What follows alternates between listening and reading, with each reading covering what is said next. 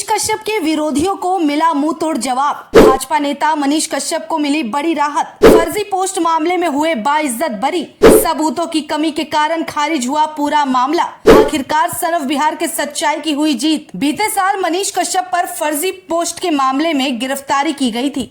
बिहार का बेटा लगातार ये कहता रहा कि वो बेगुनाह है, लेकिन बावजूद इसके विरोधियों के षड्यंत्रों का वो शिकार बन गए। मनीष कश्यप पर लगे झूठे आरोपों के कारण न केवल अकेले वो शख्स बल्कि उनका पूरा परिवार काफी कुछ से गुजरा। लेकिन भगवान के घर में देर है अंधेर नहीं। आखिरकार सच्चाई की जीत हुई और पूरे सत्यता के साथ मनीष कश्यप को बड़ी राहत मिली है और वो बरी हो चुके हैं। चलिए जानते हैं क्या है पूरा मामला। दरअसल मनीष कश्यप को एक फर्जी मामले में फंसाने की कोशिश की गई। अफसोस की बात है कि सबूत नहीं मिलने के बावजूद भी कई महीनों तक मनीष कश्यप जेल में रहे। वहीं अपने उसी मामले पर रोशनी डालते हुए और सबूतों की कमी से बरी होने के बाद एक पोस्ट के जरिए मनीष कश्यप ने पूरी बात और सच्चाई सामने रख दी है। मनीष कश्यप ने अपने ट्वीट में वो सारी बातें बताई जिसकी जानकारी हर किसी के पास नहीं है। मनीष कश्यप ने अपने उस पोस्ट में लिखा, तमिलनाडु प्रकरण में आर्थिक अपराधी इकाई ईओयू बिहार ने मेरे ऊपर 4 केस किया। उन चारों केस में मैं बरी हो चुका हूं। कमाल की बात यह है कि पहली बार बिहार में किसी एक व्यक्ति के 4 केस स्पीड ट्रायल में डाले गए और उन चारों केस में व्यक्ति बाइज्जत बरी हुआ है। मुझे अब किसी से बदला नहीं लेना बल्कि बदलाव करना है ताकि अगली बार कोई बेवजह झूठे केस में फंसकर जेल ना जाए।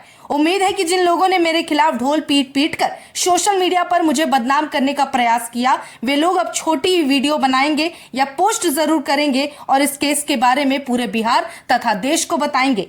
साथ ही मनीष कश्यप ने एक न्यूज़पेपर की कटिंग को भी पोस्ट किया है और इस ट्वीट में ये बताया कि अखबार ने केस के बारे में गलत छापा है। इस केस में ट्विटर पर किसी ने हथकड़ी लगा हुआ फोटो पोस्ट कर दिया और आनन फानन में ईओयू ने मेरे ऊपर केस कर दिया।